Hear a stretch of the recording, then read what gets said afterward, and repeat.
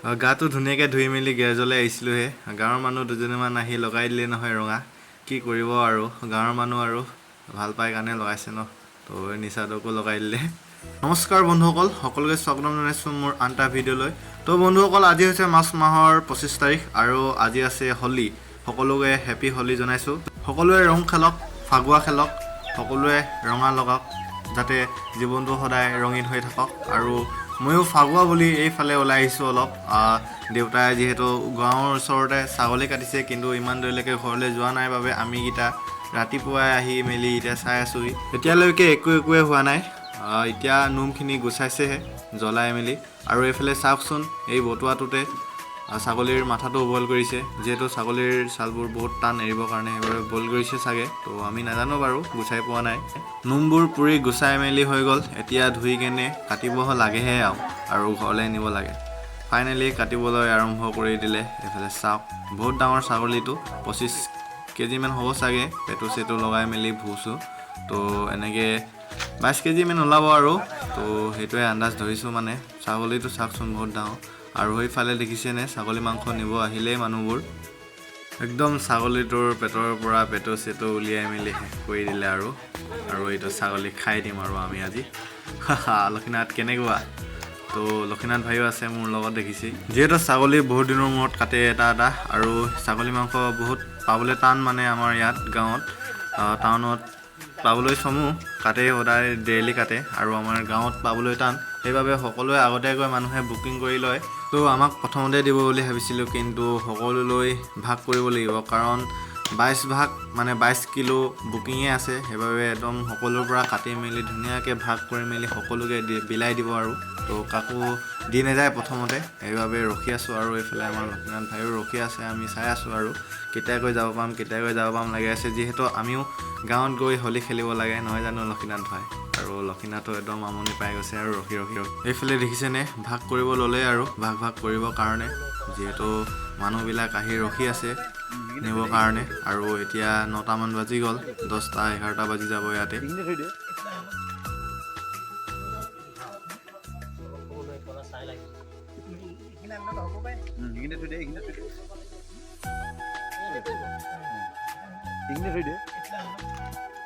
আমি দুটাই বহি একেলগে চাই আছোঁ আৰু ভাগ কৰা একদম ধুনীয়াকৈ ভাগ কৰিছে। কোনেও যাতে বেয়া মাংস পাব নালাগে সেনেকুৱাকৈ ভাগ কৰিছে। একদম আমাৰ চকু আগতে, সকলোৰ চকু আগতে, আমাৰ চকু আগতে নহয়। এতিয়া যাব পাম আৰু লাহেকৈ।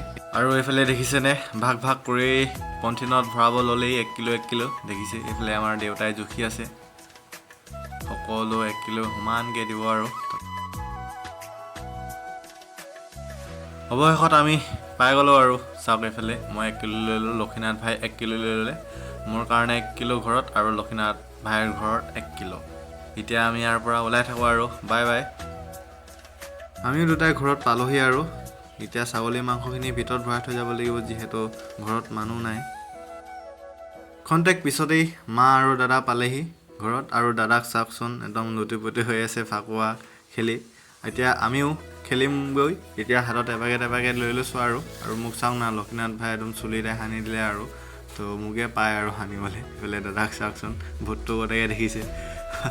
তো মাকটো চাওঁ না, মাও খেলিছে, তো মই দেখি পোৱা নাছিলোঁ। মাও খেলি মেলি একদম ৰঙা হৈ আহিছে আৰু ফাগুৱা খেলা দেখাই দিছোঁ আৰু মাক ওচৰতে, চাওক ওচৰৰ পৰাই মানে, তো একদম খেলি আহিছে। আৰু দাদাক চাওকচোন কেনেকুৱা দেখিছে, সেইটো চাওক, খেদি গৈছে লগাবৰ কাৰণে ফাগুৱা, আৰু মাক চুলিতে সানি দিছে, এদাই কৰি দিলে আৰু মাক সানি কেনে। মায়ে দাদাৰ ওপৰত খং উঠিছে, চুলি নেসানিবি কৰি কেনে, তো দাদাই এৰি দিয়া নাই মানে। আৰু এইফালে চাওকচোন কি কৰিছে এইকেইটাই, মোৰ গাত লগাইছে, আৰু বাইকখনতো লগাই দিছে চাওক, গোটেই বাইকখনত। ময়ো লগাই দিছোঁ অলপ হেঁতক দেখি কেনে, তো এইটো লক্ষীনাথকো বাকী দিলোঁ মূৰতে আৰু।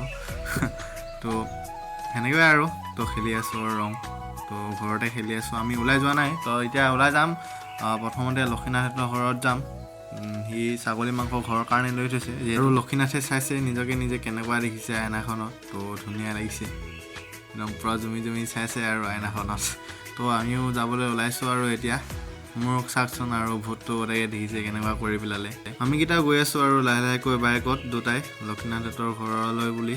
আৰু আমাৰ দুটাক চাওকচোন কেনেকুৱা লাগিছে, মোক চাওকচোন গৈ থাকোঁতে কণমানি দুটামান ৰখি আছে চাওকচোন ৰাস্তাতে একদম পূৰা পানী ছিটিয়াইছে নিচিটাবি গৈছোঁ ছিটিয়াই আছে আৰু সিহঁতে একদম লগাবলৈ ৰখাইছে আৰু তো লগাই মেলি লুতুৰি পুতুৰি কৰি পেলালে আৰু একেবাৰে দুটাকৈ আৰু চাওকচোন ওলাই গৈছিলোঁহে ইয়াৰ পৰা আৰু আগত ৰখালেই একদম পূৰা ৰখাইছে আৰু তো ৰখি দিছোঁ আৰু যিহেতু আগত পৰিলে মানে বাইকত গৈ আছোঁ ন ঔষধা মাৰি পাম তাৰপিছত দৌৰ মাৰি মাৰি আহিছে চাওকচোন পোৱালিখন এনেকুৱা লগাবৰ কাৰণে গৈ থাকোঁতে লগ পালোঁ নহয় দাদা দুটামান আৰু চাওকচোন সিহঁতৰ গালকেইখনো ৰঙাই আৰু পূৰা ফাকুৱা খেলিছে সিহঁতে আমি যিহেতু খেলিব পৰাই পোৱা ভালকৈ আৰু লক্ষীনাথৰ পৰা আহি কিনে খেলিম ধুনীয়াকৈ বুলি ভাবিছোঁ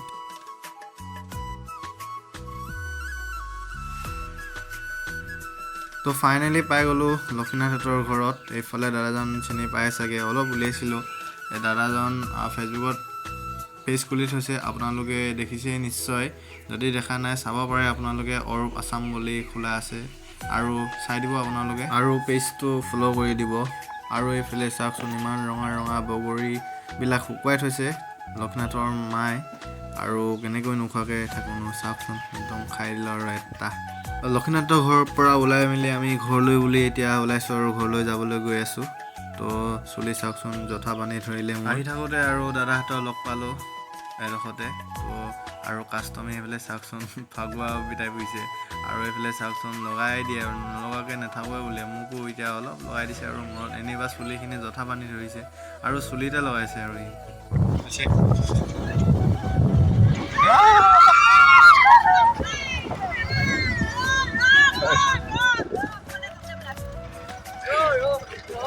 একদম বাইকত গৈ থাকোঁতে ছোৱালীজনীমান লগ পালোঁ তাৰমানে একদম ৰখাইহে এৰিলে তাৰমানে ৰখাই লগাই মেলি এৰিহে এৰিলে তো একদম এদাই কৰিছিলে আৰু লগাই মেলি যিহেতু আমাৰ বাইকখনত তেল নাছিলে সেইবাবে তেল ভৰাই মেলি অলপ ফুৰিবলৈ ওলাই যাওঁ বুলি ভাবিছোঁ আৰু এতিয়া আমি দুটাই ফুৰিবলৈ যাম কোনফালে যাম চাই থাকক আপোনালোকে ভিডিঅ'টো বন্ধুসকল আপোনালোকক ফুৰা ঘূৰা একো দেখুৱাব নোৱাৰিলোঁ খোৱা বোৱা একো দেখুৱাব নোৱাৰিলোঁ আৰু চাওকচোন গেৰেজলৈ আহিছিলোঁ কাম কৰিবৰ কাৰণে আৰু ইয়াতো নাচি বাগি আছে চাওক আৰু দাদা কাম কৰি আছে তাক লগাবৰ কাৰণে উৎপাত কৰি আছে মোকতো লগাই দিলেই আৰু তো এইফালে চাওকচোন বক্স লৈ লৈছে নাচিবৰ কাৰণে তো কি ক'বা আৰু গা ধুই আহিছিলোঁহে লগাই দিলে তো বন্ধুসকল ভিডিঅ'টো যদি চাই ভাল পালে লাইক কমেণ্ট শ্বেয়াৰ কৰি দিব আৰু যদি চেনেলটি কোনোবাই নতুনকৈ চাই আছে তেতিয়াহ'লে ছাবস্ক্ৰাইব কৰিব নাপাহৰিব আজিলৈ বাই বাই লগ পাই আছোঁ অন্য এটা ভিডিঅ'ত